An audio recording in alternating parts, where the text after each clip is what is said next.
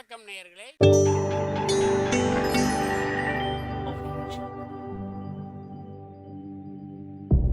மகிழ்ச்சிக்கோர் தென்கட்சி என்ற அலைவரிசையில்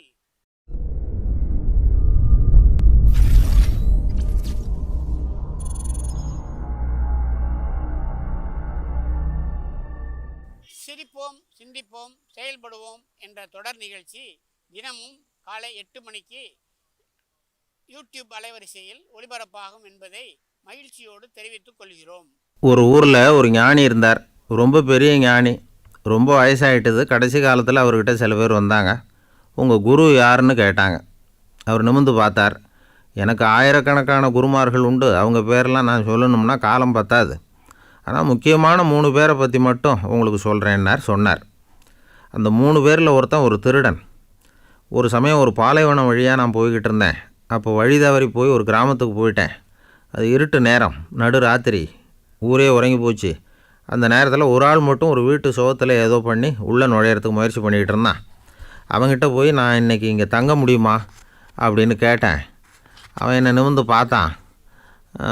இந்த ராத்திரி வேலையில் அது ரொம்ப சிரமம். ஒரு திருடனோட உங்களால் தங்க முடியும்னா நீங்கள் என்னோட தங்கலாம்னா. நான் அவங்க கூட ஒரு மாதம் தங்கியிருந்தேன். ஒவ்வொரு நாள் ராத்திரியும் இப்போ நான் என்னுடைய வேலைக்கு போகிறேன், நீங்கள் ஓய்வு எடுத்துக்கோங்க அப்படின்னு சொல்லிவிட்டு போவான். அவன் திரும்பி வந்த உடனே உனக்கு ஏதாவது கிடச்சிதான்னு கேட்பேன்.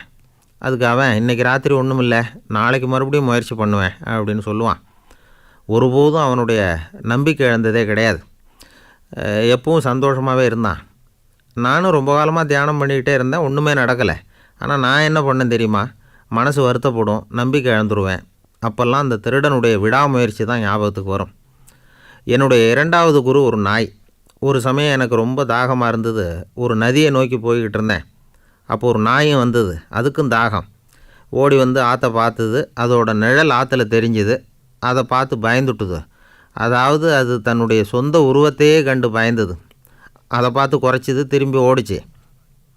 ஆனாலும் அதுக்கு தாகம் அதிகமாக இருந்ததுனால அது மறுபடியும் திரும்பி வந்தது.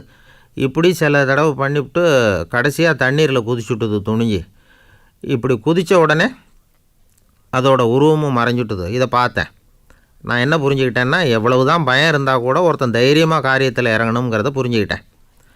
இந்த போதனை அந்த நாய்கிட்ட இருந்து எனக்கு கிடைச்சிது. என்னுடைய 3வது குரு யாருன்னா, அது ஒரு சின்ன குழந்தை. நான் ஒரு சமயம் ஒரு நகரத்துக்கு போனேன். அங்கே ஒரு குழந்தை எரிகிற மெழுகுவர்த்தி ஒன்று எடுத்துக்கிட்டு வந்தது. நான் அந்த குழந்தைய பார்த்து வேடிக்கையாக கேட்டேன், ஏன் பாப்பா இந்த மெழுகுவர்த்தி நீயாவே கொளுத்தினியான்னு கேட்டேன். ஆமான்னுது அந்த குழந்தை. சரி, இந்த மெழுகுவர்த்தி முன்னாடி எரியாமல் இருந்தது, இப்போ எரியுது. இந்த மெழுகுவர்த்திக்கு வெளிச்சம் எங்கேருந்து வந்ததுன்னு எனக்கு காட்ட முடியுமா அப்படின்னு கேட்டேன். இதுக்கு அந்த குழந்தை சிரிச்சுக்கிட்டு அந்த மெழுகுவர்த்தியை ஊதி அணைச்சி விட்டுது. அதுக்கப்புறம் என்னை பார்த்து கேட்டுது, இப்போ இந்த மெழுகுவர்த்தியின் வெளிச்சம் போனதை பார்த்தீங்க, அது எங்கே போச்சுன்னு எனக்கு சொல்லுங்கன்னு கேட்டுது. அந்த குழந்தை இப்படி கேட்டதும் என்கிட்ட இருந்த ஆணவம் அழிஞ்சுது. நான் படித்ததெல்லாம் அந்த வினாடியிலேயே சுக்கு நூறாச்சு. என்னுடைய முட்டாள்தனத்தை நான் உணர்ந்தேன் அப்படின்னு இவ்வளவும் அந்த ஞானி விவரமாக சொன்னாராம். அதனால் நாம் இன்னார்கிட்ட இருந்து தான் இதை கற்றுக்கணுங்கிறது இல்லை, யாருக்கிட்ட இருந்தும் எதையும் கற்றுக்கலாம். நமக்கு வேண்டியப்பட்ட ஒருத்தன் ஒரு நாய் வளர்த்துக்கிட்டு இருந்தான். அந்த நாய்க்கு வால் கிடையாது, யாரோ ஏற்கனவே வெட்டி எடுத்துருக்குறாங்க. இந்த நாய் தான் சார் எனக்கு குரு, அதுக்கிட்டே இருந்து கூட நான் பாடம் கற்றுக்கிட்டு இருக்கிறேன் அப்படின்னா. அப்படி என்ன கற்றுக்கிட்ட அந்த வால் இல்லாத நாய்கிட்டே இருந்து அப்படின்னு கேட்டேன்.